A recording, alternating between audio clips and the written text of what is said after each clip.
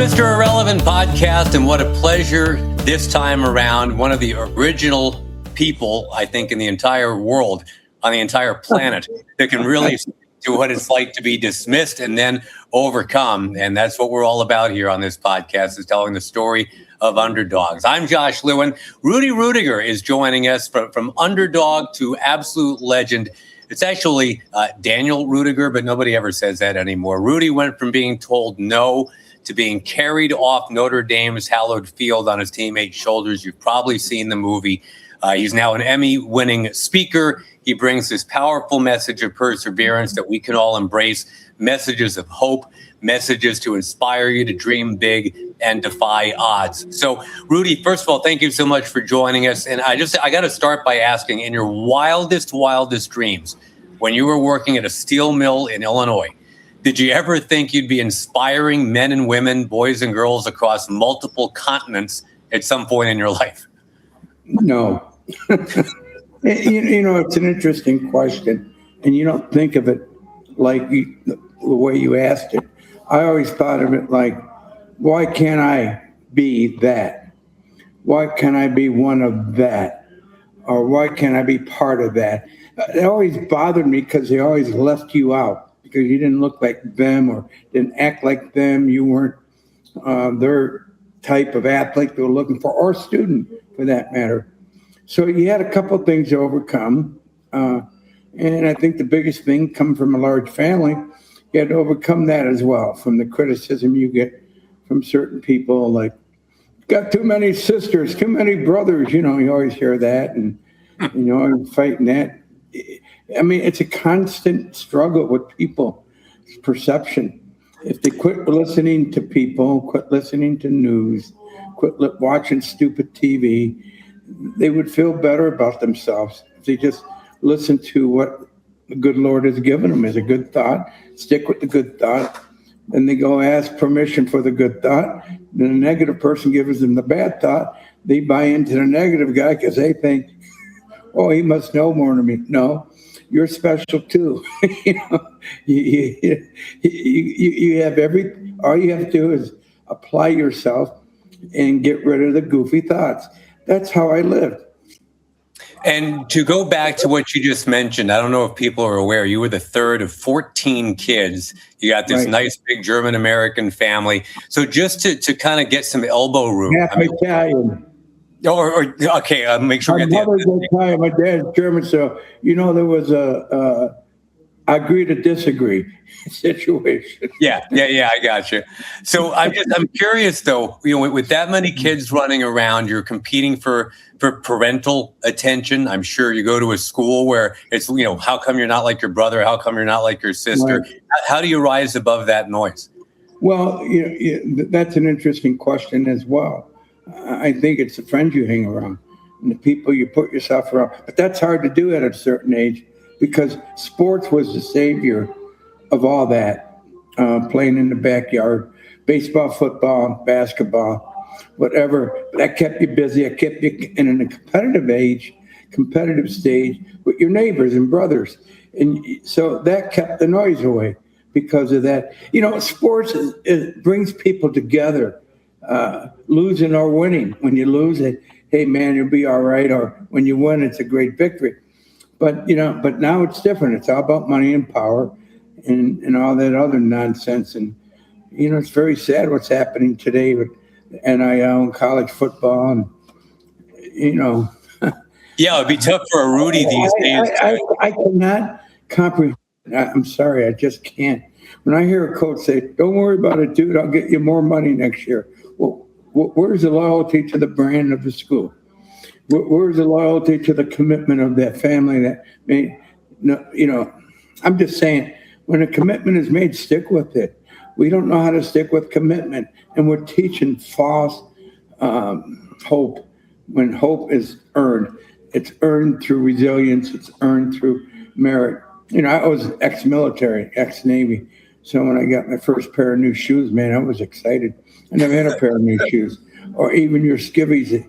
I mean, I was excited when I got that. You think about the little things that made you excited. You had gratitude. These guys don't have gratitude. They want more. You know, how much more do you want? You know? You talk about stick-to-itiveness, and look, Right. and this obviously came out in the movie, that just to get into Notre Dame in the first place, you went knocking on that door a lot. Can you kind of Well, walk that back you have for us?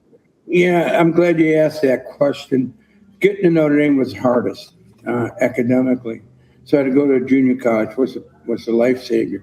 But first I had to go to the power plant, work in the power plant, going into the Navy. I joined the Navy during Vietnam, came back, and that's when my friend had the accident and died, and I realized, life is too short. I'm not going to live in regret. I have everything to gain, nothing to lose. So I went out and started finding out why I can't go to Notre Dame. It was a simple answer, because you don't have the grades, dude. Well, how do I get the grades? Go to the junior college. And you go to the junior college, they give you a game plan to really work hard. If you work hard, go to class, do your homework, ask questions, collaborate.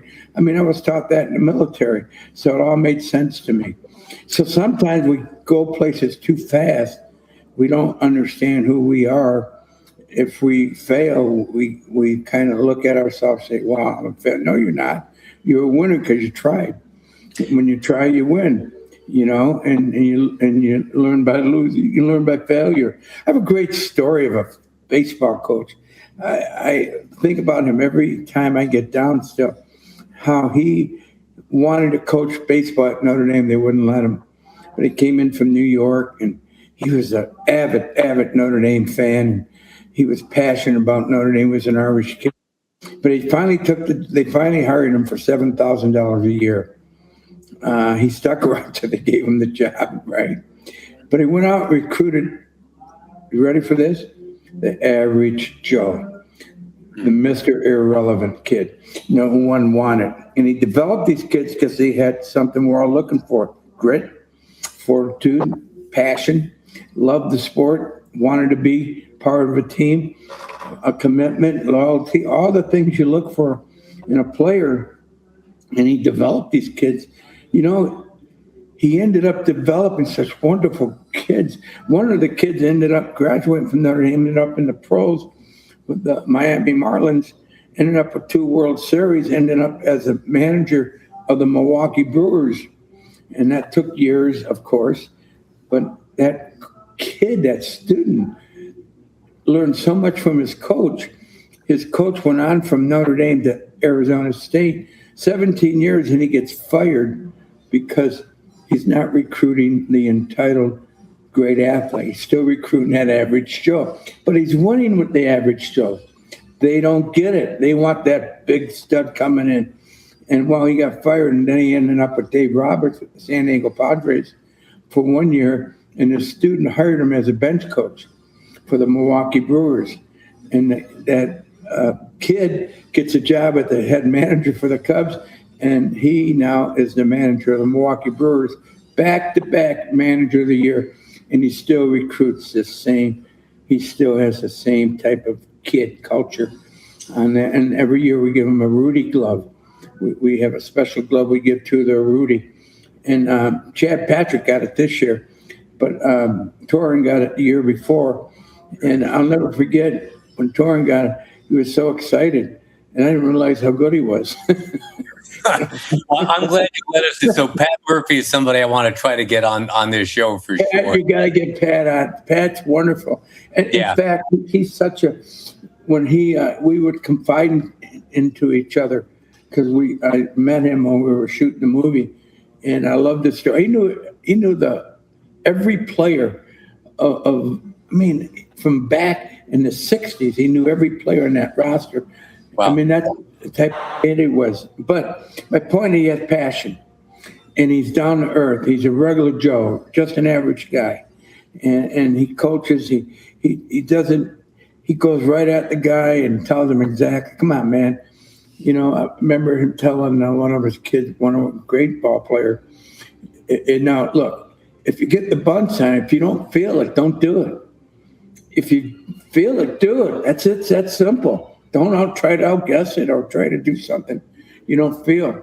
And he teaches that all the time. I remember I can go on and on with names, but my point is, I was on the football team with some great players, and those great players who were entitled today won 4 Super Bowls, most valuable player, and he still puts down the Rudy moment because he was an entitled athlete.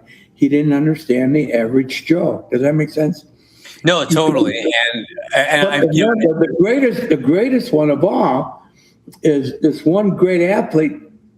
This is one of the greatest, I think, in basketball is Kobe Bryant. He searched me out, and it's because he wanted to meet Rudy, because Rudy, the movie, inspired him to work hard, get better, and don't live in regret. So I was going to ask you about that. Kobe Bryant, had said he had watched the movie literally hundreds of times. Now, that's a famous example of somebody you inspired. Do you also get joy when somebody that nobody's ever heard of before comes up and says, "Hey, it made a difference"? Right? I got a Green Beret. Look, I just got the Valor Award in the Navy, right? And Marcus Luttrell comes up to me. He's a SEAL, and they made a movie called A Lone Survivor. And he comes up to me and says, "Hey, man," he's a big Texan, man. He's 3 of me. He looks at me and he says, "Dude, your movie helps me with my PTSD." But then I was just at spoke to the Grumman group, the Northrop Grumman group. They did the B-2 bomber. And this engineer comes up to me, and all the pilots come up to you, they talk, and I mean, they're connecting to you. These guys are Top Gun dudes, man. I mean, they're graduate of Top Gun, and you're talking to these guys like we're regular Joes, and they are basically, but they have a skill and talent. They took to the next level. But this one engineer didn't have an engineering degree. When he worked for Northrop Grumman, worked his way up. Oh, wow. That's okay. Go ahead and take it if you need it. It's probably I don't know why he did that. All this. Man. But my whole point is he worked his way up. He developed, you ready for this? He's the guy who developed the B-2 bomber. He was an engineer for it. Wow. So let me ask you things that you've talked about, and I've heard it in your very inspirational talks before.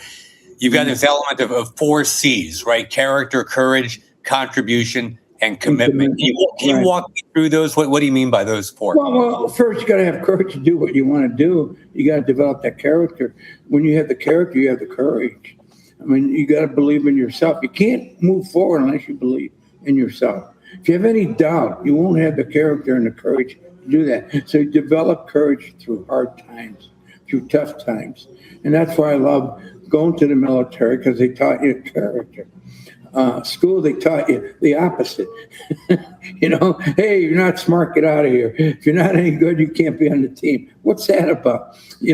So my whole point, the commitment, you need a commitment. If you don't, just because you make it good or bad, you commit, and you're going to learn from that. But you have to commit. This is where, again, brotherhood comes in, sisterhood comes in. You earn the respect of people. You got each other's back. But no commitment, you can't do that. Then when you contribute, like Notre Dame football, I knew I was never going to start. I didn't go there to be a starter. I went there to contribute to a tradition that we would watch every Sunday on TV, the Notre Dame football game. I saw my dad's eyes light up when Notre Dame won. Hey, he worked 3 jobs. It was kind of like a victory for him when Notre Dame won, so I wanted to give him that victory one day. But it was basically impossible because I didn't have the grades. But I figured it out later on. I've been listening to the wrong people. And all you need is to get mentored by certain people that make you go through tough times. I have a former Navy guy. I have dogs who go to the dog park, and he needs some help. And the way I said, I could help this guy. All you need is to walk, dude. You got to start walking. And I got him up to a mile now, under 20 minutes, which is good. But, man, 65 days he's been at it. He won't give up. And my whole point becomes a habit. We got to get them into a habit. So when you contribute stuff like that, you feel good about yourself. You don't have to have look, you don't have to win the Super Bowl to be somebody or the World Series. You got a victory right there, helping someone become better, And When so I when I think back to the early part of your story, Rudy, and I don't know if everybody knows this, but look, if you had been diagnosed with dyslexia like you would have been right, now, been growing up right. now, how different that might have been. Was it a relief to you when you found out, like, well, wait a minute, if everybody's putting me down because I don't have the grades, there might be an actual reason for this and something I can do Well, about it. well, yeah, because I tell you what eliminated dyslexia was learning how to get around the right people. For an example, my tutor at Notre Dame says, "You don't take Rudy. Quit taking notes. I watch you. You don't listen when you take notes. Hmm. You got to listen. Get around people, take good notes, and are good listeners. Develop what you call a master. Get 3 or 4 people could help you get through that class, and that's what I did. The ones who could take notes explained to me what was going on in the note. Because when you're taking notes, you're just writing stuff down. You don't really understand what the professor's saying. So that's one thing.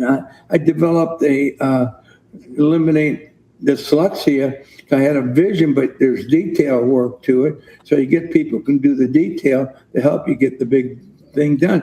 So I learned detail is not my cup of tea, but you still have to pay attention to it. Right. Get So people around you that could really focus on the detail. you mentioned details, and I'm going to shift to the movie just a little bit because everybody knows you're from the movie, and I get that. Yeah. I've seen it that you put it at 92% realistic. I read one. Spirit of the truth. There's Right. a difference. Spirit Okay. of the truth. All right. It's not the actual. It's the composites, the embellishments, but the spirit of the truth is right there. My brother never married that girl. Right. It was in the Navy. She took off. Well, and Dan Devine was not, the Navy. and the coach Dan Devine wasn't some villain, right? I mean, he actually helped you get on the field. Well, Dan Devine was a coach. He was Yes. being a real coach. Right. So I'm curious because Coach is not different. in the movie he's Coach- portrayed as he doesn't want any part of you, but that Well, can't be no, completely no, true, right? No, but he believed he was ex-military, and he loved my character. He loved my ambition. He loved my commitment. So he kind of called me out, like, be more like Rudy, and that bothered the entitled kids. That bothered. So I had to become a boxer. And the bingo boxer earned the respect differently because you weren't getting on that football field because they would not, oh, you're a big, suck ass, whatever, excuse the word, but they would put you down, make you feel bad about you coming, working hard and contributing. So you had to overcome that. And Devine was the type of coach that came in from the Packers. Remember, he was coaching professional players. He has to come in. He's got to win. He's got to win with his best players. I'm not one of those dudes. It's just a natural progression of reality. Sure. I'm not one of those dudes. But the thing, when they dressed me, I didn't know how I got dressed, why I got dressed. It was a 60-man rule that year. Only 60 kids could dress. Now, Parseghian committed to all seniors because he can dress as many as he wanted.